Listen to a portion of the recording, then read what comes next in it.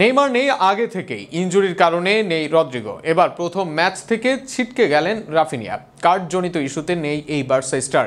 সব মিলিয়ে তাই প্রশ্ন ব্রাজিলের আক্রমণ ভাগ নিয়ে। এছাড়া কার্লোর অধীনে মিডফিল্ড কেমন করবে সেটাও প্রশ্ন অনেকের। প্রশ্ন ডিফেন্সে কাদের কাদের সুযোগ দেবেন ডন কার্লো। সব মিলিয়ে বিশ্বকাপ বাছাই পর্বে ইকুয়েডরের বিপক্ষে কেমন একাদশ নিয়ে মাঠে নামতে পারে সেলেসাওরা, তা নিয়ে থাকছে প্রতিবেদন। প্রায় ৩ মাস পর বিশ্বকাপ বাছাই পর্বে ফিরেছে ব্রাজিল দল। একই সাথে ইতালিয়ান মাস্টারমাইন্ড ডন কার্লোর অধীনে প্রথমবারের মতো মাঠে নামছে ব্রাজিল। সব মিলিয়ে কার্লোর অধীনে ব্রাজিলকে দেখতে মুখিয়ে আছে ভক্তরা, যে কারণে আলোচনায় আগামী ম্যাচে ব্রাজিলের একাদশ ঘিরে। এডারসন নেই দলে, কার্লোর একাদশে অবধারিতভাবে সুযোগ মিলবে এলিসন বেকারের। সেই ক্ষেত্রে দলে সুযোগ পেলেও বেঞ্চে থাকতে হবে আল নাসেরের বেন্তো ও কারিয়ান্তেসের পেনাল্টি স্পেশালিস্ট গোলরক্ষক হুগো সৌজোকে। সেন্টার ব্যাকে পজিশনে নেতৃত্ব দেবেন মার্কুইনাস। চ্যাম্পিয়ন্স লিগের সেরা একাদশে ছিলেন এই ব্রাজিলিয়ান। পিএসজির হয়ে ব্যক্তিগত ও দলগতভাবে বেশ ছন্দে আসছেন এই সেন্টার ব্যাক। মার্কুইনাসের সাথে কে জুটি বাঁধবেন তা নিয়েই প্রশ্ন আছে।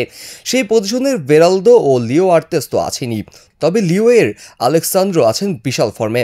একই সাথে তার উচ্চতা ও ফিজিক্যালিটি কাজে লাগবে ইকুয়েডরের মতো দলের বিপক্ষে। রাইট ব্যাকে ওয়েসলি প্রমাণ করেছেন, তবে এখনও তার থেকে দলের সুযোগের দৌড়ে এগিয়ে আছেন ভেন্ডারসন। লেফট ব্যাকে পজিশনে লড়াই করবেন ফ্লামিঙ্গোর আলেক্সান্দ্রো ও ইন্টার মিলানের কার্লোস আগস্তের মাঝে। লেফট সাইডে ভিনিকে সাহায্য করতে চাইবেন কার্লো, তাই আক্রমণভাগে এগিয়ে থাকা আগস্ট থেকেই শুরুর একাদশে রাখতে চাইবেন তিনি। আগের কোচের আমলে দলে ছিল 2 মিডফিল্ডার, তবে এবার 4 মিডফিল্ডার নিয়ে মাঠে নামতে পারেন কোচ অ্যানাচিলতে। সেক্ষেত্রে 2 ধারাবাহিক মুখ ব্রুনো গিমারেজ ও গার্সন থাকবেন। গিমারেজ ক্লাব ও জাতীয় দলের সেরা মিডফিল্ডার, আর সাবেক কোচের আমলের বড় প্রাপ্তি ফ্লেমিঙ্গোর গার্সন। এই দুজনের সাথে একাদশে থাকবেন ক্যাসিমেরো ও হেনরিক। সেক্ষেত্রে ক্রিয়েটিভ রোল খেলার সুযোগ পাবেন ব্রুনো গিমারেজ ও গার্সন। এদের সাথে অ্যাটাকিং মিডে আন্দ্রেস পেরেরাকেই মিলে ভারসাম্যপূর্ণ ও শক্তিশালী মিডফিল্ড নিয়ে নামবে ব্রাজিল দল।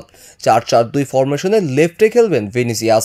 এই পজিশনে খেলে ভিনি কি করতে পারেন তা প্রমাণ করেছেন গত মৌসুমে। এই পজিশনে রিয়াল মাদ্রিদকে লা লিগা, চ্যাম্পিয়ন্স লিগ জিতিয়েছেন। ভ্যালেন্টিয়ার জয়ের ছিলেন প্রায় কাছাকাছি। আবারও এই পজিশনে জাতীয় দলে মেলে ধরতে প্রস্তুত তিনি। আর তার সাথে রাফিনহা থাকতে মূল একাদশে, যদি তিনি পুরোপুরি ফিট থাকেন।